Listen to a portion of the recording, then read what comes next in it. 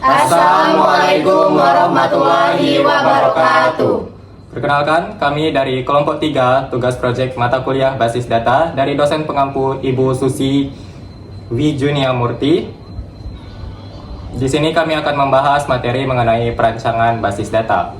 Sebelumnya perkenalkan, saya Al-Aziz Kurniawan dengan NPM F1F024030 dan rekan saya Argalian Teguh dengan NPM F1F024072. Saya Caroline Veronica dengan NPM F1F024060. Saya Yunita Anggiliani dengan NPM F1F024046. Saya Hizkia Reviana dengan NPM F1F024038. Saya Intan Aisyah Neventri dengan NPM F1F024014.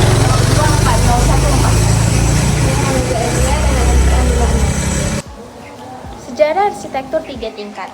Arsitektur 3 tingkat adalah peningkatan dalam arsitektur perangkat lunak yang membagi sistem menjadi 3 lapisan utama untuk meningkatkan modularitas, skalabilitas, dan pemeliharaan. Arsitektur basis data 3 tingkat pertama kali diperkenalkan oleh ANSYS Spark atau American National Standard Institute Standards Planning and Requirements Committee pada tahun 1975. Model ini dikembangkan sebagai solusi untuk mengatasi tantangan dalam pengelolaan basis data yang semakin kompleks dan melibatkan banyak pengguna serta aplikasi. Adapun latar belakang sejarah dari basis data ini yaitu yang pertama, era sistem file tradisional yaitu sebelum tahun 1970-an yang mana data disimpan dalam sistem file manual yang tidak terstruktur dengan baik.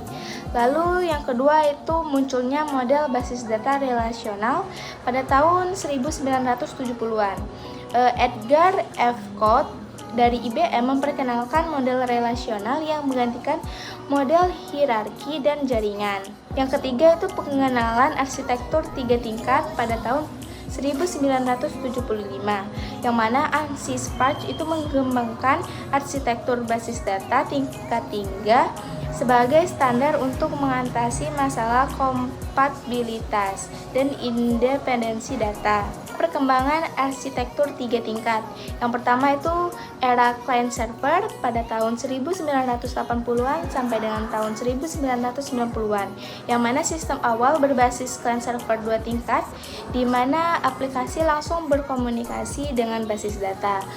Nah, pada era ini memiliki kelemahan yaitu beban kerja tinggi di server database dan sulitnya pemeliharaan kode.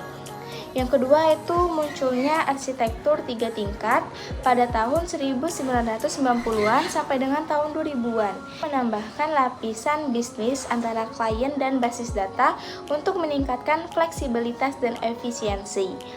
Yang ketiga itu modernisasi dengan cloud dan microservice pada tahun 2010 sampai sekarang, yang mana arsitektur 3 tingkat berkembang dengan integrasi cloud computing. Adapun 3 tingkatan pada arsitektur 3 tingkat. Nah, yang pertama itu arsitektur tingkat eksternal yang merupakan lapisan yang berinteraksi langsung dengan pengguna atau sistem lain seperti antarmuka dan API.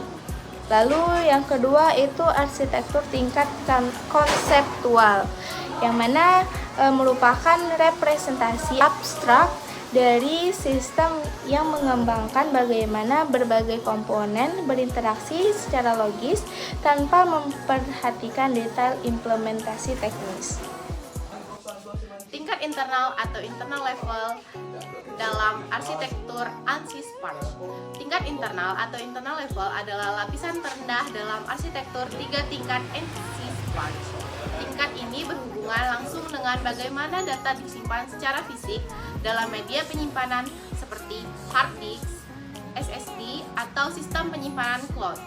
Tingkat internal bertanggung jawab atas bagaimana data disimpan secara fisik di media penyimpanan. Fokus utama yaitu efisiensi, kecepatan akses, keamanan, dan pemilihan data.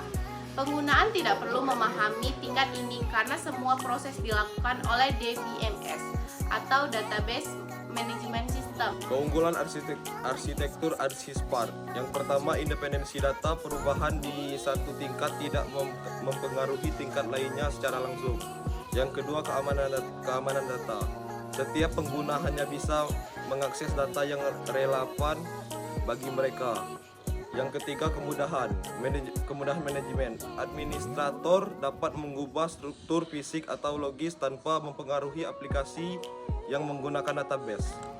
Tujuan utama dari arsitektur 3 tingkat ini adalah untuk memisahkan pandangan setiap pengguna terhadap basis data dari cara basis data direpresentasikan secara fisik.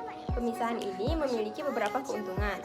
Yang pertama, setiap pengguna dapat mengakses data yang sama tetapi dengan tampilan yang disesuaikan. Pengguna juga dapat mengubah cara mereka melihat data tanpa mempengaruhi pengguna lain.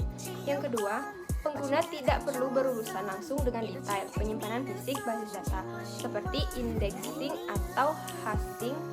Dengan kata lain, interaksi pengguna dengan basis data harus independen dari pertimbangan penyimpanan.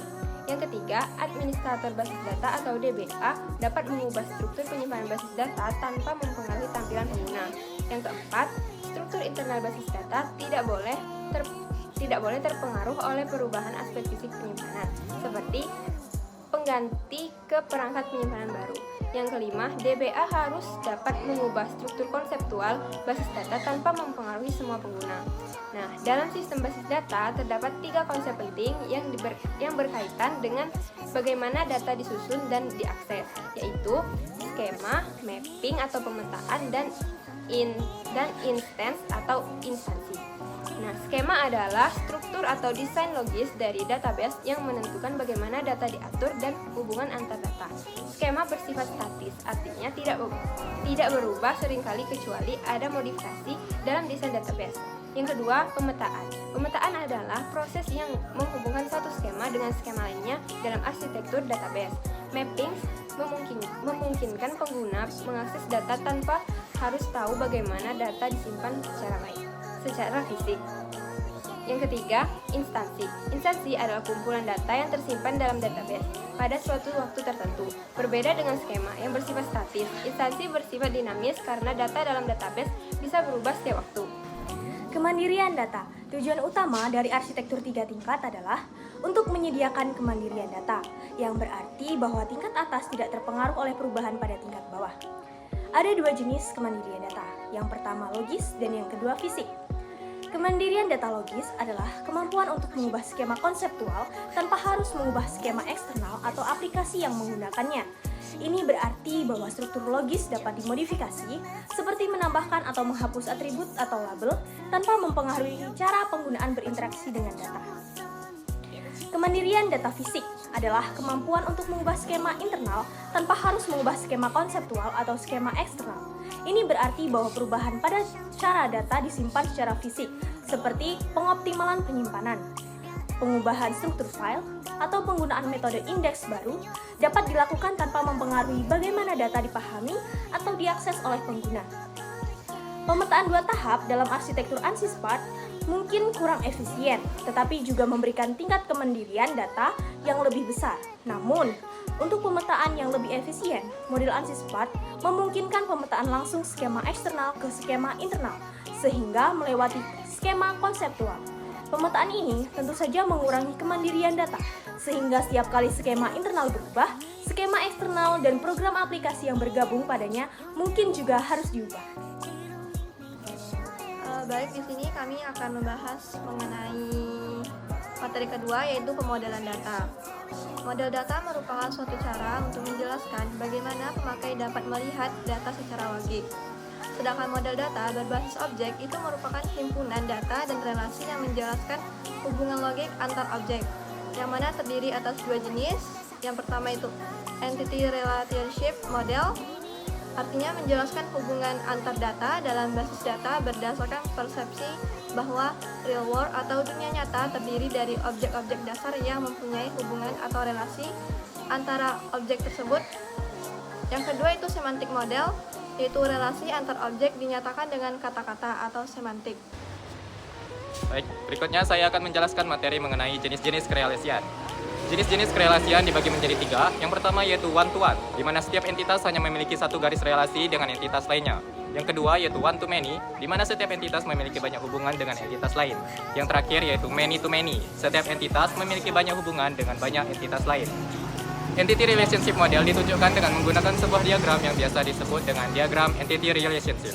Untuk menggambarkan sebuah entity relationship diagram yang lengkap bisa dilakukan dengan mengikuti langkah-langkah berikut ini. Yang pertama yaitu mengidentifikasi tiap-tiap entitas yang terlibat.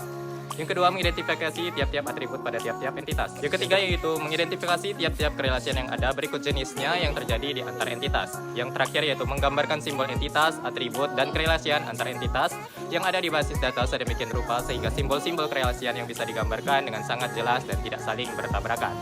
Keuntungan bagi perancang maupun pengguna antara lain dalam menggunakan ER diagram yaitu yang pertama mempermudah pengguna dalam menganalisis sistem yang akan dikembangkan. Yang kedua, mempermudah pengguna saat merancang basis data. Ketiga, rancangan basis data yang dikembangkan didasarkan pada ER diagram umumnya telah dirancang secara optimal. Yang keempat, di dalam beberapa kesempatan pengguna simbol grafis lebih mudah dipahami oleh para pengguna dibandingkan bentuk naratif. Yang terakhir, perancangan dengan menggunakan ER diagram umumnya mudah dipahami sehingga sistem-sistem yang ada serta basis data yang dirancang oleh pengguna. Kekurangan ER diagram diantaranya adalah yang pertama adanya kebutuhan media yang sangat luas dan kedua seringkali ER diagram tampil sangat rumit dan sulit dipahami oleh penggunanya.